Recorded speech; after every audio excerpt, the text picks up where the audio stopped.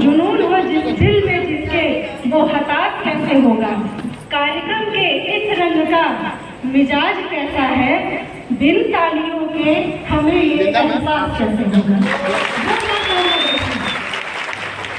गाजीपुर की धरती पर ऐसा वो कौन सा युवा है जो गाजीपुर के लाखों युवाओं के चेहरे पर मुस्कान ला दिया।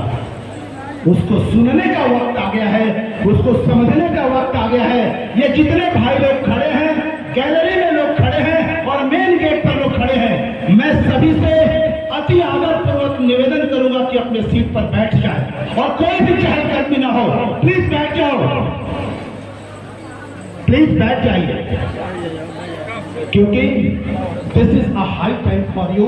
अभी मैं फिर से निवेदन करूंगा, ये गैलरी में जितने भी बैठे हुए हमारे सर से हम अपने वॉलंटियर से निवेदन करेंगे, जो हमारे वॉलंटियर पिंटू यादव जी और प्रदीप जी, कृपया इन भाइयों को जल्दी से यथाशीघ्र सीट पे बैठाने की कोशिश करें, क्योंकि ये वो क्षण है दोस्त, इसको यदि मिस कर जाओगे ना तो पूरा प्रोग्राम मतलब अब क्या होता है, हवा में चला जाएगा।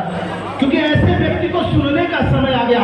और नाश्ता वाले भैया, आपसे निवेदन है जो गेट पर खड़े हो नाश्ता वाले, बस 5 मिनट रुक जाओ। 5 मिनट के लिए आप नाश्ता रोक लो और यहीं पर ले आकर सबके लिए नाश्ता देना।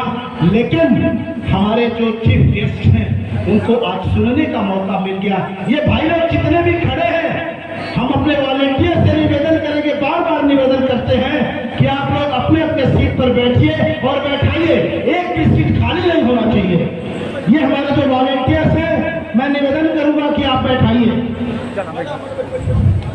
रामजान जी प्लीज, नाम लेके नाम बुलाना पड़े सबको। और सुरजीत जी आप बैठाइए सबको, यथाशीघ्र आप अपने सीट पे बैठाइए। आप लोगों से भी निवेदन है कि कृपया बैठ जाइए, क्योंकि ये वो समय है दोस्तों जिसके लिए हम सभी लोग तरसते हैं। काश उनकी बात सुनने में आ जाती, सीखने में आ जाती। क्योंकि यार हमने ना हाई स्कूल पढ़ा, इंटरमीडिएट किया, पढ़ा, बीए पढ़ा, एमए पढ़ा, एमबीए पढ़ा, एमसीए पढ़ा, बीसीए पढ़ा, दुनिया की कोई पढ़ाई नहीं छोड़ी, फिर भी सारा 20,000 रुपए नौकरी के लिए तरसते हैं। आज आपके बीच में एक ऐसा युवा आएगा, एक ऐसे शख्स से मुलाकात होगी आपकी, जो अपने जिंदगी में इस गाजीपुर शहर में एक ऐसा आयाम पैदा कर दिया। करोड़ों रुपए, 10 करोड़ रुपए पैदा करके रख दिया मात्र 5 साल के तारीख। तालियां होनी चाहिए थी आपके अंदर थोड़ा भी जुनून हो तो। और थोड़ी सी सुस्ती निकालो, क्योंकि अभी थोड़ी सी रिफ्रेशमेंट भी हो गया आपको और थोड़ी सी आप एक्टिव भी हो गए हो, तो सर को बुलाया जाए। ये गेट पे जो खड़े हैं भाई लोग, मैं निवेदन करूंगा जितने भी गेट पर खड़े हैं लोग, ये कैमरा वाले भाई साहब लोग, ये टाई वाले भाई साहब, बैठ जाओ, किसी को मत बुला, बैठो। आप सबसे मैं निवेदन करूंगा कि बैठ जाओ, यथाशीघ्र बैठ जाओ। जितनी भी माताएं हैं, जितने भी भाई लोग हैं, प्लीज बैठो। आप बैठ जाओ भाई साहब, मत please sit down without making any delay. और ये जितने भी बाहर मेरे भाई लोग हैं, सबको अंदर बुलाओ, आ जाओ अंदर प्लीज। अब उस शख्स को, हमारे सीनियर लीडर, जितने भी हमारे सीनियर लीडर इस बात को सुन रहे हैं, यथाशीघ्र सबको गेट के अंदर करिए, यथाशीघ्र सबको गेट के अंदर करिए, क्योंकि प्रोग्राम आपके लिए है। The program is designed only for you, सिर्फ आपके लिए यह प्रोग्राम है और एक शख्स भी बाहर नहीं रहेगा। यथाशीघ्र अंदर आइए। हमारे लीडर जितने भी खड़े हैं बाहर, मैं बार बार कह रहा हूं सभी लीडर से कि अब वक्त आ गया है हमें उस शख्स को सुनने का, जिसको सुनने मात्र है जिंदगी 100% बदलती है। और आपसे मैं निवेदन करूंगा कि सभी लोग बैठ जाओ। ये जो गैलरी में आप इधर उधर घूम रहे हो, उतनी सारी कुर्सी पड़ी है, बैठ जाओ प्लीज। और अब टाइम आ गया है उस शख्स को बुलाने का, उस शख्स को सुनने का। आप लोग तैयार हैं? बुला लिया जाए, बुला लिया जाए, पीछे से बुला लिया जाए। हाथ ऊपर करके बताओगे तो बुलाएंगे, क्योंकि मैं विश्वास के साथ कह सकता हूं, उनको देखना, उनको सुनना, ये हम सभी के लिए बहुत बड़ा सौभाग्य की बात है। क्योंकि गाजीपुर नहीं, पूरा भारत तरसता है उनको सुनने के लिए। इसलिए मैं निवेदन करूंगा आप सभी से, जितने भी लोग यहाँ बैठे हो, अपने पैरों पे खड़े हो जाओ दोस्त। एक ऐसी पर्सनालिटी को बुलाने का वक्त आ गया है। हमारी हैसियत नहीं है, आपके बिना हम उनको बुला नहीं सकते। हमारे अंदर हैसियत नहीं है कि आपके अंदर हम उनको, आपके बिना हम उनको बुलाते। इसलिए निवेदन है सभी लोग, जितने लोग बैठे हो थोड़ी देर के लिए खड़े हो जाओ और हाथ ऊपर करके जोरदार तालियों से हम स्वागत करते हैं अपने royal diamond mister Avinash Raju. Ladies please आ जाओ, इधर आ जाओ, पास सही है। अच्छा, हमारे बीच में जो बैठे हुए लोग हैं, इसको भी मन में उदास हो रही है। लेडीज प्लीज कम हियर, आ जाइए, आज सभी लोग आ जाओ।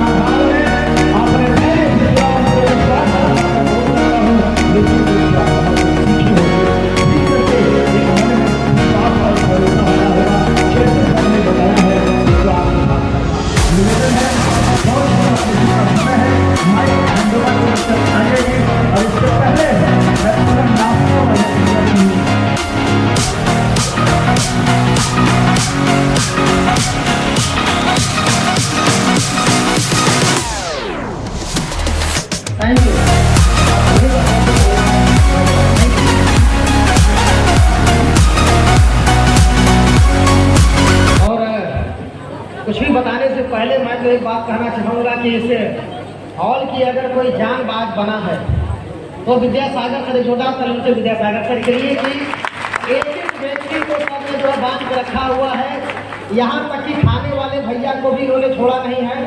ठीक है, तो ये बहुत ही उम्दा बात है कि सबने अपनी पूरे क्वालिटी के साथ शुरू से लेकर अभी तक सभी लोगों के बीच में जगह बनाई है। और मैं देख रहा हूँ और मुझे लग रहा है कि ऐसा बड़ा कम सुनने को मिलता है कि कोई प्रोग्राम पिछले 6 घंटे से चल रहा हो और पब्लिक अभी भी बैठी हो, एक सीट भी खाली ना हो। और मुझे बड़ा देख के खुशी हो रही है कि इस गाजीपुर का पहला बंदा मैं था। अभी अंकुर साहब को आपने सुना, वो दूसरे शख्स थे। इस गाजीपुर का पहला शख्स मैं हूँ जिसने AWPL की शुरुआत आपके गाजीपुर जिला में की। और जब मैंने शुरुआत की थी तो उस समय 5, 10, 20 लोगों को लाना मुश्किल था। जो आते तो आधा 1 घंटे में चले जाते थे। और आज मैं देख रहा हूँ कि लगभग इस हॉल के अंदर 700 से ज़्यादा सीटें लगी हैं। उनके अलावा 2 रो सोफा लगे हुए हैं और फिर भी हमारे कुछ फाइटर्स जो है अभी खड़े हैं। तो सबसे पहले तो मैं सब जितने खड़े लोग हैं उनका तहे दिल से धन्यवाद देता हूँ कि आप इतना शरीर को कष्ट देकर के इस प्रोग्राम का हिस्सा बन रहे हैं। तो ये गारंटी है कि अगर आपने आज कष्ट झेला है, इस प्रोग्राम का हिस्सा बने हैं, तो 5 साल बाद ये स्टेज आपका होगा। इसके लिए आप तैयार हैं। केवल 5 साल बाद स्टेज आपका होगा। और अपनी कोई भी बात करने से पहले मैं अपना थोड़ा परिचय देना चाहूँगा। नाम अविनाश कुमार गुप्ता हुआ, रहने वाले आपके गाजीपुर इसी जिला का हूँ। और थोड़ी सी मैं अपनी जीवनी से आपको बताना चाहूँगा कि बहुत सारे लोग यहाँ बैठे होंगे, हो सकता है मेरी जीवनी उनसे प्रभावित हो और वो खुद सोचे कि नहीं ऐसा मेरे साथ भी हुआ है। रहने वाले आपके गाजीपुर जिला का हूँ और मेरे पिताजी नखास चौराहा पे दुकान करते थे, दुकान आज भी है। और अगर मैं अपने एजुकेशन की बात करूँ तो मैंने आपके इंटर जो पास किया, MS इंटर कॉलेज से पास किया रजदेपुर से। MS इंटर कॉलेज से जब मैं इंटर पास किया, पढ़ाई कर रहा था, उसी के दौरान जब मैं हाई स्कूल में था तो हाई स्कूल के दौरान जब मैंने डिसीजन लिया, मेरे पिताजी बोल रहे थे मैथ ले लो, लेकिन मैंने बायो लिया। मैं आपको बताना चाहूँगा, एक मैं आपको मैसेज दे के जाऊँगा कि कभी कई लोग मेरे से बात पूछते हैं कि सर आपके सफलता का राज क्या है।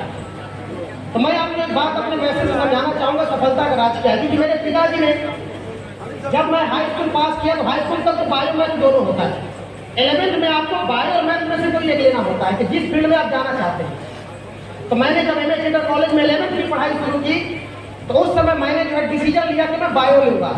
अच्छा, बायो लेने के बाद से मेरे पिताजी थोड़ा नाराज थे क्योंकि मेडिकल की पढ़ाई महंगी भी है और मेडिकल की पढ़ाई थोड़ी कठिन भी है। और उस समय मेरे पिताजी जबकि बात है जब मैं इंटर में था, 11th क्लास में इंटर लिया था, तो ये आज से लगभग बोल सकता हूँ कि लगभग 10 साल पहले की बात मैं आपको बता रहा हूँ। उस समय बीटेक का क्रेज था मेरे पिताजी ने बोला कि मैथ ले लो, आराम से बीटेक कर लोगे, पॉलिटेक्निक कर लोगे, कुछ भी कर लोगे तो 20-25-50 हज़ार के आदमी बन जाओगे। लेकिन उस समय मेरे दिमाग में बात थी कि इस जीवन में अगर हकीकत में रिस्पेक्ट अगर किसी का है तो पैसे वाले का है, और हकीकत मेरे सोच के अनुसार अगर कोई सबसे अच्छा पैसा आज के समय में समाज में कमा रहा है तो वो कमा रहा है डॉक्टर। यस या नो? लेकिन सर पहली पद्धति कि डॉक्टर को भगवान का ओहदा मिला है और भगवान के साथ साथ जो है इनकम भी बहुत अच्छी आती है। तो मैंने यही डिसाइड किया कि मैं डॉक्टर बनूंगा, क्योंकि मेरे 2 चाचा भी डॉक्टरी लाइन में, मेडिकल लाइन में थे, तो मैंने उनको अच्छा पैसा कमाते देखा हुआ है। तो उस समय मैंने डिसीजन लिया और मैं पिताजी के विरुद्ध जाकर के मैंने जो है काम को किया, और मेरे पिताजी बड़ा नाराज हुए कि मेरी बात नहीं सुनता है, और जब बात नहीं सुनता है तो मैथ की जगह मैंने बायो ली। बायो लेने के बाद जब मैं जब मैं पढ़ाई कर रहा था तो घर की परिस्थिति मेरी बहुत अच्छी नहीं थी। नखा शराब की दुकान थी, मेरे पिताजी की महीने की आय मैक्सिमम रही होगी सर 6-7 हज़ार रुपये महीने की। आज से 10 साल पहले, 12 साल पहले की बात आपको बता रहा हूँ। जब 6-7 हज़ार रुपया महीना मेरे पिताजी वहाँ से कमाते थे, तो एक सिचुएशन ऐसी है कि पिताजी जब हमारा अपना घर बन रहा था, जो आज यहाँ हम लोग रहते हैं उर्दू बाजार चोरी के पास, जब घर बन रहा था तो मेरे पिताजी ने कुछ दुकान में से पैसे निकाल करके, होता है घर बनते समय दुकान से जब कुछ जरूरत पड़ी तो पैसे निकाल करके क्या किया, घर में लगा दिया। और एक परिस्थिति इस समय आई हमारे पास कि पिताजी के पैसे जो है, जो दुकान के जो महाजनों के थे, वो पैसे माइनस में चले गए। और मेरे पिताजी उस समय में बता रहा हूँ 12 साल पहले, केवल अपने मन की बात की, एक समय था मेरे पिताजी जब पैसा उनके पास नहीं था तो मुझे दुकान पे बैठा देते थे और शाम को थोड़ा निकल जाते थे दाएं बाएं कि कोई महाजन आएगा तो बच्चे से कुछ नहीं बोलेगा, तब तक उस पैसे का इंतजाम करने में लगे हुए, लेकिन तो पैसा घर में लग चुका था। और वो मैं बोल सकता हूँ कि अनजाने में गलती हो गई मेरे पिताजी से। और उस समय मैंने अपनी लाइफ का डिसीजन लिया, क्योंकि जब महाजन आता था ना तो उस समय मेरे पिताजी के खिलाफ 2-4 गलत शब्द बोल देते थे। होता ना जिसका पैसा बाकी बोल जाता है, इतने दिन से है तुम्हारे पिताजी पर चले जाते हैं, और सारी बातें मैं इसको ओपनिंग नहीं बोलना चाहता हूँ, आप इस दौर तक जो गुजरेगा। तो मुझे बड़ा लगता था कि आखिर में जीवन में अगर जिसके पास पैसा नहीं, अच्छा आदमी होने से कोई फर्क नहीं पड़ता, लेकिन अगर पैसा नहीं है तो फर्क बहुत ज्यादा पड़ेगा। तो जब ये चीजें चल रही थी तो मैंने डिसीजन बनाया कि जीवन में कुछ भी हो, चाहे कितनी भी मेहनत करनी पड़े, मुझे कोई ऐसा प्लेटफॉर्म मिला जहां से मुझे पैसे कमाने का अवसर मिला तो मैं पूरी ताकत लगा दूंगा पैसे कमाने के लिए, क्योंकि पैसे न होने की वजह से बेइज्जती क्या होगी वो मैंने देखा। तो उस समय मुझे मेरे दिमाग में समय लगा कि डॉक्टरी में बहुत अच्छा पैसा है, लेकिन जब मैंने 11th क्लास में MA कॉलेज से जब मैंने पढ़ाई की शुरुआत की, बायो किया, तो घर की परिस्थितियां खराब होने की वजह से मैं बायो की ही कोचिंग नहीं कर पाया। होता है 11th क्लास में आपके बच्चे जो परिवार के होंगे जो मैथ की, अगर मैथ से तो मैथ का, फिजिक्स का, केमिस्ट्री का कोचिंग करता है, बायो से है तो बायो का, केमिस्ट्री का, फिजिक्स का कोचिंग करता है। लेकिन स्थिति खराब होने की वजह से बायो की मैं कोचिंग नहीं कर पाया, और बहुत अच्छी ना होने की वजह से पढ़ाई मैंने क्या किया, 12th आपके MA कॉलेज से पास किया। और उस समय जो है मेडिकल के अलग अलग एग्जाम होते थे, BHU, PMT, CP, MTI, PMT अलग अलग होते थे, अभी तो एक होता है। तो मैंने दिया, मेरा कहीं सिलेक्शन नहीं हुआ, और सिलेक्शन नहीं हुआ तो मुझे बड़ा दुख होता था, क्योंकि मैं थोड़ा पूजा पाठ वाला भी व्यक्ति हूँ। लेकिन आज से 10 साल पहले मुझे बात नहीं समझ में आती थी, लेकिन आज वो बात समझ में आती कि जो होता है अच्छे के लिए होता है, हमारे बुजुर्गों ने सही कहा है। तो जो होता है 10 साल पहले मुझे समझ में आया कि ऐसा क्यों नहीं हुआ। फिर मैं मेडिकल की तैयारी करने के लिए बनारस गया। बनारस मेडिकल की तैयारी करने के लिए गया। मेरे पिताजी ने कैसे थोड़ा कुछ पैसा उन्होंने दिया, कुछ पैसा रिश्तेदारों से अरेंज हुआ। मैंने मेडिकल की तैयारी के लिए, मेरा दुर्भाग्य देखिए कि मैं मेडिकल की तैयारी के फिर मेरा सिलेक्शन नहीं हुआ पहले साल में, क्योंकि यहाँ से मैं हिंदी मीडियम से गया तो वहाँ जैसे पूरा इंग्लिश हो गया। अब यूपी बोर्ड वाले को इंग्लिश में बताओगे तो बात समझ में आती नहीं, तो साल भर तो लग गया यही समझने में कि समझा क्या रहे इंग्लिश में। उसके बाद साल भर निकल गया, फिर सेकेंड चांस किसी तरह से मेरे पिताजी ने मैनेज किया और आधी फीस भरी गई। और मैं आपको बताना चाहूँगा, घर की परिस्थितियाँ देखते हुए फिर मैंने पिताजी को आधी फीस के नहीं बोला, और दिसंबर महीने में मुझे कोचिंग से भगा दिया गया। और मैं दुर्गाकुंड में राम मंदिर एक आपका है, जहाँ पे मैं दिसंबर में जब मुझे 2-4 बार भगा दिया गया तो होता कि मुझे घर से मांगे, पैसे की स्थिति में जान रहा था, देख रहा था, क्योंकि मैं अकेला लड़का तो था नहीं। हमारे पिताजी हम जो है, हम उनके 3 बच्चे में सबसे बड़ा, 2 छोटे हैं, तो उन दोनों को भी पढ़ाया जाता है। और मैंने देखा था कि जब मैं 12th करके जब मैं बनारस पढ़ने गया तो मेरे 2 भाई जो थे, अंकुर सर और आत्या मंजी, वो 2 भाई मेरे पहले इंग्लिश मीडियम में पढ़ रहे थे, यूनिटी पब्लिक स्कूल नखा चौराहा। ये मैं इसलिए बोल रहा हूँ, सब जानते हैं।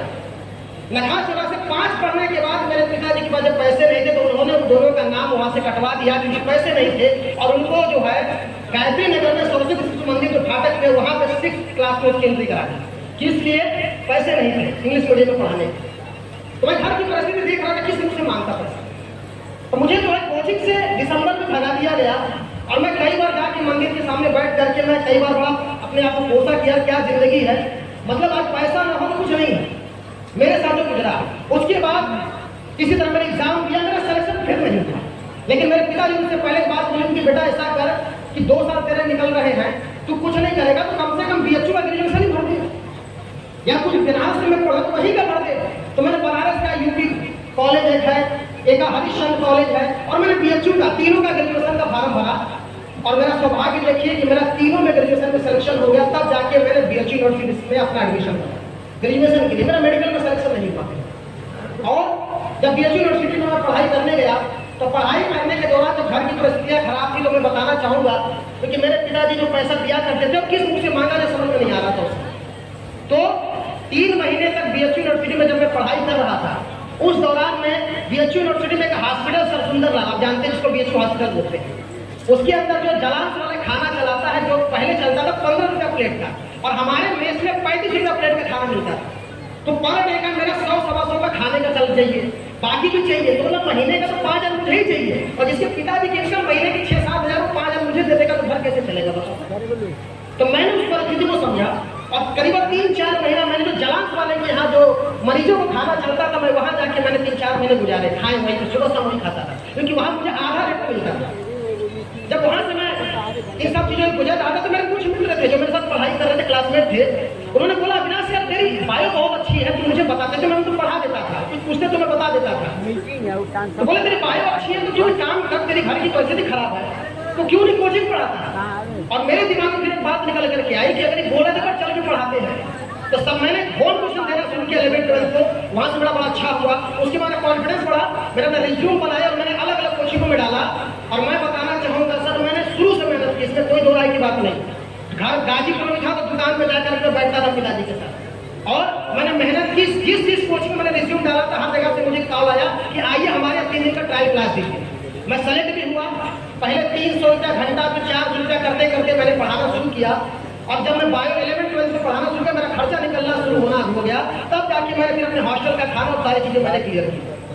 और उसके पढ़ाई के दौरान मैं कमा रहा था पैसा, और कमा करके कुछ होता था तो भाइयों की मदद, और कुछ होता था अपना खर्चा चला रहा था।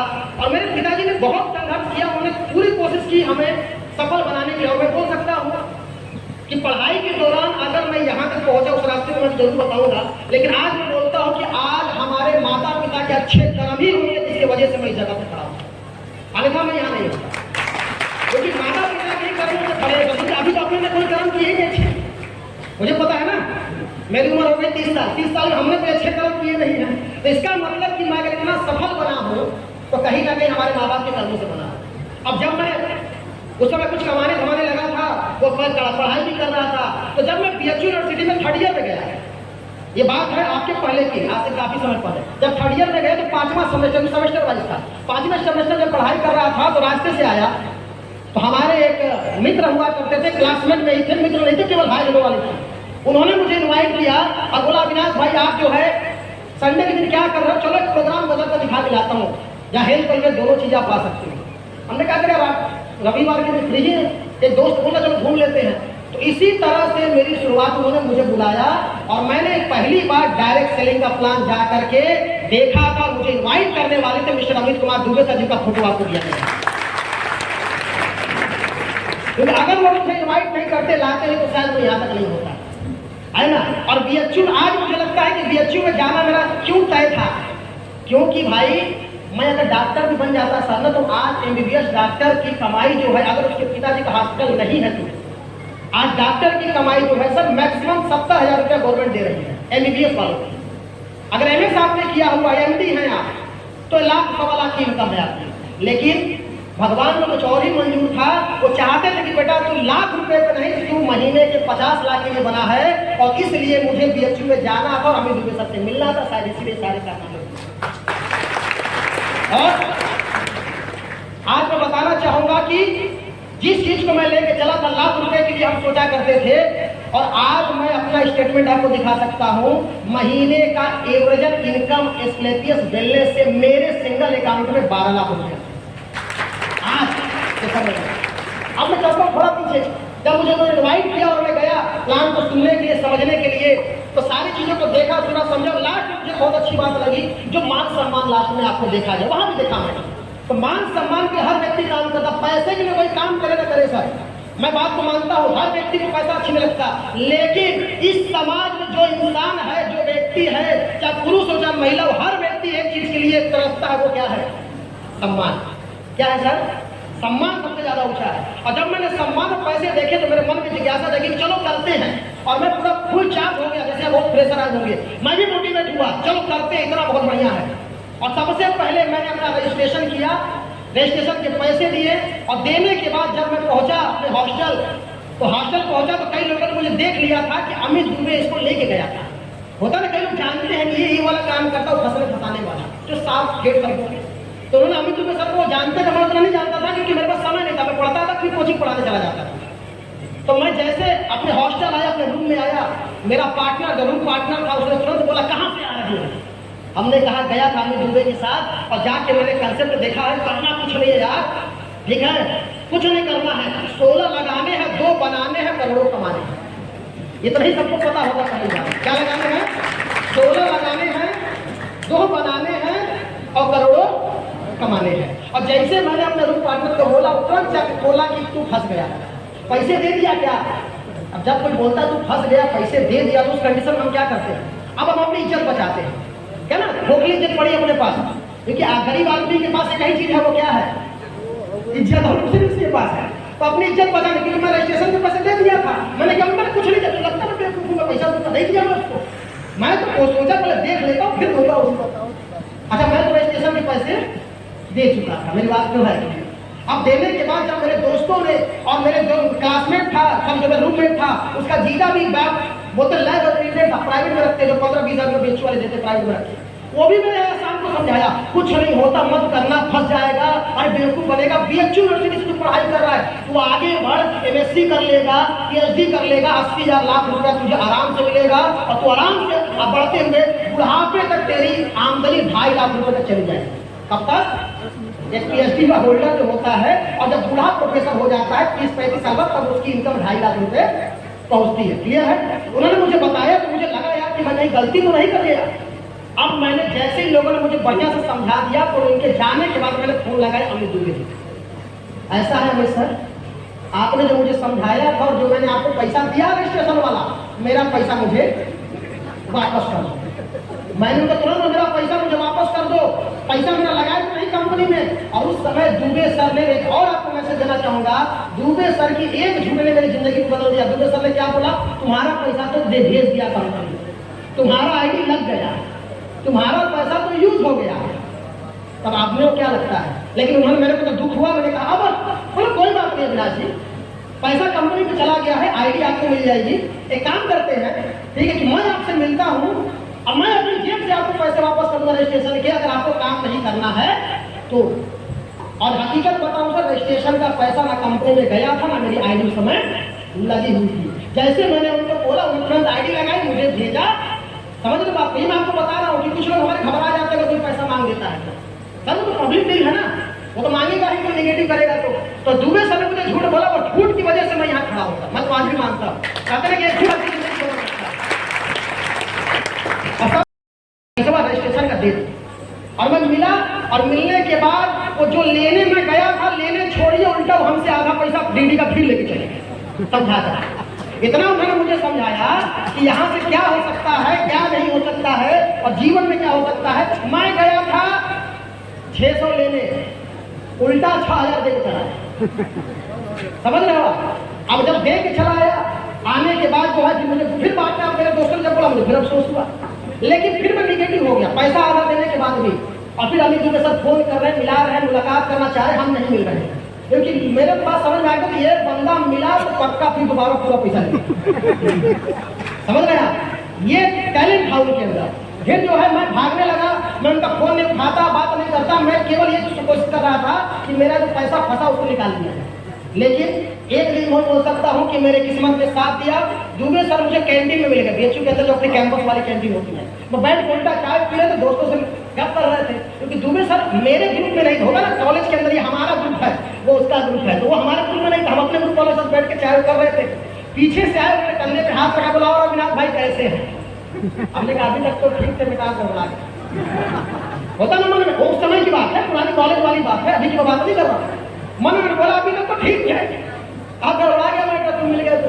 अब उन्होंने मुझसे बहुत सारी बातें बैठ के की, उन्होंने एक क्वेश्चन किया जो मैं आपको बताना चाहूंगा, बातें बहुत सारी हुई। उन्होंने कहा क्या हो गया अविनाश भाई, जब आपने प्रोग्राम को देखा था, आपने बोला सर कि इतना शानदार बिजनेस, इतना शानदार प्रोडक्ट, इतना शानदार प्लान, आज के बाद मैं इसमें लग के करूंगा, फिर क्या हो गया कि आप निगेटिव हो जा रहे हो, फिर क्या हो गया कुछ पैसे देने के बाद भी आप मिलना नहीं चाहते, क्या दिक्कत आ गई? तो मैंने उनसे आखिरी में क्वेश्चन किया था, ठीक है, कि भाई मैं जिससे भी बात कर रहा हूँ वो यही बोल रहा है ये काम नहीं चलेगा, ये फालतू का काम है, तो आप मुझे बताओ कि इस जब काम को कोई करना ही नहीं चाहता तो मैं जुड़ के क्या करूंगा, किसको जोड़ूंगा, किसको बताऊंगा?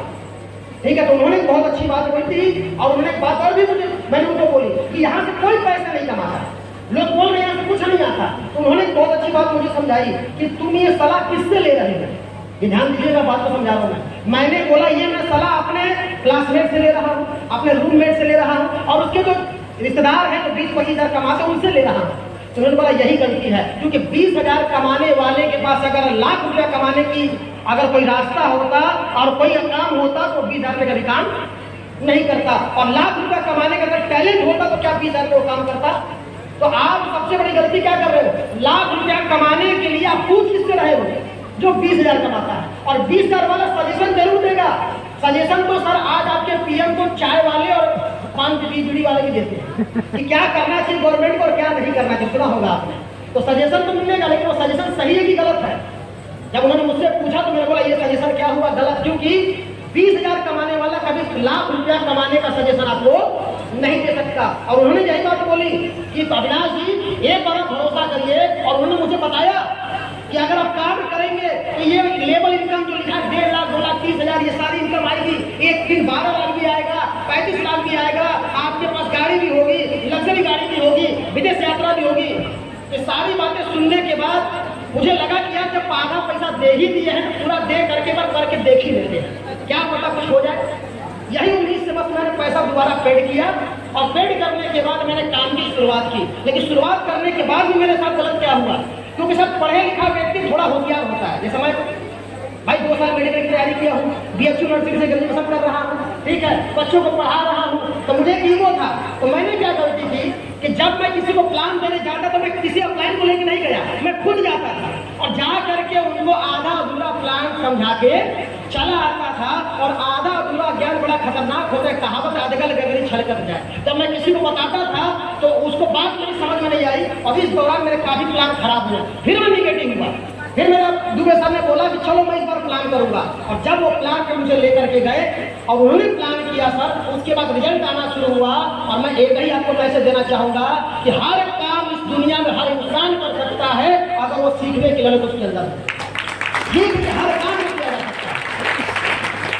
तो अगर किसी का रिजल्ट नहीं आ रहा है तो मेरी गलती मत कीजिएगा, सीख के निकलेंगे ग्राउंड में तो हर व्यक्ति आपसे जुड़ेगा, हर व्यक्ति आपके हाथ सामने हाथ होगा। और जब मैं इस बिजनेस को करना शुरू किया तो फिर मैं अपने पिताजी के विरोध में आया। पहला विरोध मैथ से बायो, दूसरा विरोध मेरे पिताजी ने बोला, उनको पता चला कि ये 2 दिन 4 वाला कर रहा है। तो दुकानदार जो खास पे थे, मैं नाम नहीं लूंगा उनका, उन लोगों ने मेरे पिताजी को पढ़ा दिया, तुम्हारा बेटा गलत काम कर रहा है, तो फंस जाएगा, बोलो पढ़ ले। हमारे पिताजी गलत होकर फोन के पढ़े किया तो पढ़, और फालतू काम करेगा तो आ जाओ दुकान पर। यही गलती है मेरे पिताजी, पढ़ना है तो पढ़ो, अगर आ जाओ गाजीपुर दुकान करो हमारे साथ, ये फालतू काम मत करो। तो हमने पिताजी को वादा किया कि मैं पढ़ाई के साथ साथ बिजनेस करूंगा। लेकिन अब बोलते किस्मत कुछ और मंजूर, मैं कुछ समय बाद चला गया एक दिशा ट्रेनिंग यानी जिसको एसओएस आप बोलते हैं, मैं उधर से आया तो मेरे मन में इतना विचार लगा कि यार ऐसे ऐसे लोगों से मिल के आया हूँ जो मेरे से कम पढ़े लिखे लोग, मेरे से कम टैलेंट बोल रहे हैं महीने का 5 लाख 10 लाख कमाता हूँ, मैं लग्जरी गाड़ी मेंटेन करता हूँ। और मैं ग्रेजुएशन कंप्लीट करके एमएससी फर्स्ट ईयर में एडमिशन लिया, और फिर मैंने बिना पिताजी को बताए मैंने एमएससी में पढ़ाई छोड़ी। और मेरे पिताजी को साल भर बाद पता चला कि मेरा लड़का पढ़ाई छोड़ दिया, क्योंकि मेरे पिताजी को वादा किया था कि पढ़ाई के साथ करेंगे। अब मैं आपको बताऊं, जब मैंने पढ़ाई छोड़ दी तो पढ़ाई छोड़ने के बाद तो फिर मैं खाली तो हुआ, लेकिन जो मैं कोचिंग पढ़ा के पैसा कमा रहा था, अब हुआ क्या कि जब प्लान शाम को पड़ा, कोई शाम को बुला रहा है, कोई सुबह बुला रहा है, और मैं कोचिंग पढ़ाने जाता हूँ रोज शाम को, तो शाम वाला बार बार डिस्टर्ब हो रहा था, मैंने कोचिंग भी छोड़ी। उस समय मैं पार्ट टाइम, आज से 10 से 12 साल पहले मैं कोचिंग पढ़ा करके 30,000 रुपये महीने पे आ चुका था, पार्ट टाइम रोज का 2.5 घंटा पढ़ा, और 30,000 को भी मैंने छोड़ दिया। MSc फर्स्ट ईयर पढ़ाई को छोड़ दी। जूलॉजी का स्टूडेंट था सर, जंतु विज्ञान का मैंने ग्रेजुएशन किया है, ऑनर्स की डिग्री है मेरे पास जंतु विज्ञान की। उसके बाद ये सब छोड़ने के बाद पिताजी के विरोध में भी चला गया, कोचिंग भी छोड़ दी, पूरा जीरो पे आ गया, और मेरे साथ बिजनेस उतना तेज ग्रोथ नहीं किया, और मेरे साथ एक ऐसा ट्रेजेडी हुआ कि कुछ समय बाद जब मैं बिजनेस करने निकला तो 100-200 रुपये तेल भरवाने के लिए पैसे मेरे बाइक में नहीं बचे, लेकिन बड़ा संघर्ष हुआ। और उस समय मैं जानता हूँ क्यों टिक गया। मेरे को कई बार लगा कि मैंने डिसीजन गलत ले लिया, मैं गलत जगह डिसीजन लेके चला आया। मैं दुबे सर को फोन करके कई बार रोया कि सर हम लोगों ने डिसीजन गलत ले लिया। मैंने आज सर मैं बर्बाद होने का कारण, मैं किस मुंह से क्या बोलूँ, लेकिन मैं पीछे क्यों नहीं हटा, क्योंकि सर उस समय डिसीजन किसने लिया था, मैंने लिया था। मेरी बात को समझिएगा। मैं सेकंड मैसेज आपको बताना चाहूंगा, जब भी कोई व्यक्ति चाहता है सफल होना तो एक काम करके देख लो, ठीक है, आप अपने पिताजी के विरोध में जाके देख लो, तुमको उस काम में कुछ असफल नहीं कर पाएगा। क्यों? क्योंकि जब तुम विरोध में जाओगे तो तुम्हारे पास ये ऑप्शन खत्म हो गया कि पिताजी आप ही तो बोल रहे थे कि कर लो, मैंने कर लिया, नौकरी नहीं मिल रही, इनकम नहीं हो तो मैं क्या करूं, आपके हिसाब से तो किया, तो ये बात तो खत्म हो गई। अब पिताजी तुम्हारे ऊपर चढ़ाई करेंगे क्योंकि बेटा ये रास्ता किसने चूज किया है, तुमने। अब तुम्हारे पास केवल एक ऑप्शन है कि मुझे अपने आप को प्रूव करना है। तो जब कोई व्यक्ति विरोध में जाके काम करता है तो अब वो काम नहीं करता है, अब वो अपने आप को प्रूव करने के लिए काम करता है कि मेरा डिसीजन सही था जो मैंने डिसीजन लिया। मेरी बात समझ रहे हैं? तो जब मैं से बायो लिया तो विरोध में गया, छोड़ के मैंने किया, तब मैं पीछे आने का मेरे पास कोई रास्ता नहीं था। और फिर हम लोगों ने पूरा प्रयास किया, काम की शुरुआत की और बिजनेस को करते चला गया, और धीरे धीरे बिजनेस मेरा संवरते चला गया। और मैं आपको बताना चाहूंगा, स्कॉर्पियस वेलनेस में मुझे सिल्वर बनने में 8 महीना लगा था। कितना? आज सिल्वर बन देखे नहीं आप थे, लोग कहते हैं सर कि पैसा नहीं आ रहा, 8 महीना में मैं सिल्वर बना था, यानी 8 महीने की मेरी इनकम खाली 10,000 थी स्कॉर्पियस वेलनेस। 1.5 साल में मैं टोपाज बना था, जो आपने देखा है। 1.5 साल में मेरी इनकम थी मात्र 3.5 लाख, और आज हम लोग को काम करते लगभग 8 साल होने वाला है, तो अगले 6 साल के अंदर मेरी अब तक टोटल इनकम 5.5 करोड़ रुपए मैंने कमाए, 5.5 करोड़। अब बात तो मैं क्यों बता रहा हूँ, क्योंकि हो सकता है कि आपको भी शुरुआती दौर में दिक्कत हो, सिल्वर बनने में 8 महीने लग जाए, तो 5 बनने में 1.5 से 2 साल लग जाए, लेकिन इसका कतई अर्थ नहीं है कि आप जो है तेज स्पीड नहीं पकड़ेंगे, आपका बिजनेस नहीं चलेगा। आप लगे रहेंगे तो एक बात आप ध्यान रखिएगा, आपके किए गए कर्मों का फल भगवान देता है। एक बात सुनिए आपने ना, कुछ लोग बोलते हैं ना कि भैया इसका पाप का घड़ा भरेगा तो एक दिन भगवान हिसाब करेगा, सुना है कभी आपने? सुना होगा आपने। तो आप मुझे बताइए, जब आप मेहनत करेंगे तो मेहनत का भी तो घड़ा भरेगा, और जब मेहनत का घड़ा भरेगा तो हिसाब मेहनत का भी आपके होगा। मेरी बात समझ रही है? आपके मेहनत का भी हिसाब होगा, और जब मेहनत का हिसाब होगा, एक कहावत है कि जितना समय भगवान आपको किसी चीज को देने में ले रहा है वो समय देता है, ब्याज के साथ। अगर आपने गलत काम किया और ढेर लेट का अगर आपको परिणाम मिलेगा तो ज्यादा भयानक होगा, और आपका अच्छा काम आपने किया है और ज्यादा समय बाद अगर उसका निष्कर्ष निकलेगा, निर्णय निकलेगा, तो आपके लिए बहुत बढ़िया होगा। मैंने आपको बताया था ना कि मेरी 1.5 साल की इनकम, उस समय समझिएगा, मेरे 1.5 साल के 1.25 साल की इनकम मेरी 1.5 लाख रुपए खाली थी। जब मैं ब्रांड बना था 1.25 साल में, तो 1.25 साल की इनकम 1.5 लाख, और आज हर हफ्ते की इनकम 1.5 लाख। पहले 1.25 साल में मैंने केवल 1.5 लाख कमाए थे, और आज हर हफ्ते में कितने आते हैं? 1.5 लाख। तो मैं आपको केवल ये कहना चाह रहा हूँ कि अगर आप विरोध में भी जाते हैं सरना, तो अपने आप को प्रूव करने की पूरी ताकत लगा दीजिए। फिर ये मत देखिए कि दिन है कि रात है, सुबह है कि शाम है, 24 घंटा मैंने बिजनेस को किया सर, और 24 घंटे का नतीजा था। लोग आज बोलते हैं सर कि बिजनेस करने में दिक्कत आती है। भाई साहब, जब स्कॉर्पियस में जुड़ा था, पहला आदमी था, गाजीपुर में आया, मैं प्लान देता था, लोग बोलते थे कौन कमाया है, मैंने बोला सर जो कंपनी का टॉप अचीवर है वो 10 लाख कमाया है, और मैं गाजीपुर का पहला आदमी हूँ, अभी मैंने कुछ नहीं कमाया है।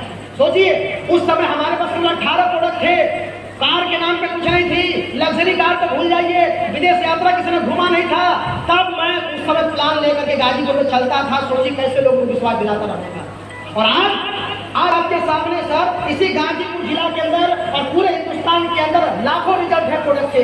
आज 18 की जगह 200 प्रोडक्ट हो चुके हैं और आज करोड़ों कमाने वाले इस स्लेटिस वेलनेस पर 300 से ज्यादा है। और आज के समय में लग्जरी कार पहले पूरे हिंदुस्तान में नहीं थी और गाजीपुर के अंदर 3 ऑडी और 1 BMW गाजीपुर के अंदर बन रही है। तो आप मुझे बताइए, आज से 7 साल पहले बिजनेस करना आसान था कि बिजनेस करना आज आसान है? पहले आसान था कि आज आसान है? जब आज आसान है, सब कुछ दिखाने के लिए है, बस अंतर जानते हैं क्या है? अंतर यह है सर कि अविनाश सर विरोध में आकर के पूरी ताकत झोंक करके पूरे समर्पण से हमने बिजनेस को किया और आज आपके अंदर केवल छोटी सी यही कमी है कि पूरी ताकत आप नहीं लगा रहे हैं, पूरे समर्पण से बिजनेस निकले, इसलिए आपको बिजनेस करने में दिक्कत आ रही है। अन्यथा सर आज के समय में जो भी व्यक्ति किसी भी कार्य में समर्पण से लगता है, ऑटोमेटिक लोग उसका जुड़ जाते हैं। पहले हम बच्चों को लाए थे और आज आपने देखा सरकारी डॉक्टर तक बड़े बड़े अधिकारी, बड़े बड़े लोग आज हमारे टीम के हिस्सा बन चुके हैं। ये कन्फर्म है कि अगर आज आप शुरुआत कर रहे हैं तो 3 साल 4 साल 5 साल आपकी मेहनत करने के बाद आपके टीम में भी बड़े से बड़े अधिकारी, बड़े से बड़े सम्मानित लोग होंगे। केवल आपको 5 साल टिकने की और मेहनत करने की जरूरत है। कर सकते हैं, कर सकते हैं। बस यही मैंने किया और तकलीफें आएंगी नो डाउट, क्योंकि सर आप मुझे बताइए, आपसे मैं जानकारी लेना चाह रहा हूँ, ये बिजनेस जो है किसी एक का है कि सबका है? क्यों? क्योंकि सर कोई भी नौकरी आप करेंगे तो केवल आप अपना कैरियर लेकर चल रहे हैं, तो भाई आपका उतना ही परीक्षा होगा। लेकिन आप डायरेक्ट सेलिंग कर रहे हैं तो आप अपना कैरियर लेकर नहीं चल रहे हैं। अब आपके पीछे हजारों लोगों का, आज की टीम अगर लाखों की तो लाखों लोगों का और सैकड़ों में तो सैकड़ों लोगों का कैरियर अब आपको देख के लगा हुआ है। तो आप मुझे बताइए कि अगर ऊपर वाला अगर सैकड़ों लोगों का कैरियर आपके साथ लगाएगा तो आपको ठोक बजा के चेक करेगा कि नहीं करेगा? ये सोच के बताइए, सैकड़ों लोगों का कैरियर आपके पीछे लगा हुआ है तो क्या आपको ठोक बजा के चेक करेगा कि नहीं करेगा? क्या आपके अंदर क्वालिटी होनी चाहिए नहीं होनी चाहिए? क्योंकि अब सवाल हमारा नहीं है, अब सवाल हमारे पीछे 50 लोग खड़े उनका है, 100 खड़े उनका है, 1000 खड़े उनका है, लाख खड़े उनका है। तो सर लाख लोगों का कैरियर बनाने वाले व्यक्ति को काबिल होना पड़ेगा और ये प्रत्येक उसकी परीक्षा लेगी। तो ले देने को तैयार है? तो सर ये कैरियर हमारा नहीं है, अब कैरियर हमारे साथ जुड़ने वाले लोगों का है। और मैं एक बात बोलूं सर, लोग बोलते हैं डायरेक्ट सेलर इतना पैसा कैसे कमाता है? ऐसा तो नहीं कि झूठ बोलता है। तो सर बाहर गाड़ी है, ये मेरी दूसरी BMW, पहली में नहीं। पहली BMW मैंने 2021 में ली थी, ये 2023 की दूसरी BMW है। मेरी बात को समझिएगा, इससे पहले भी मैंने गाड़ियाँ ली हैं। तो मैं आपको इतना पैसा अगर लोग कमा रहे क्यों कमाता है, मैं आपको इसका निष्कर्ष बताता हूँ। आज के समय में डायरेक्ट सेलर कौन? हम और आप क्या काम कर रहे हैं? हम और आप सर आज के समय में दूसरों का कैरियर के लिए काम कर रहे हैं। क्यों? क्योंकि सर ऊपर सबको रोजगार देना और सबका पेट पालना किसका काम है? ऊपर वाले का, भगवान का। क्योंकि उसने पैदा किया है तो भाई उसका काम है कि जो भी मनुष्य बना है उसका रोजगार चले, उसका घर चले, उसका परिवार चले, उसका पैसा आमदनी हो।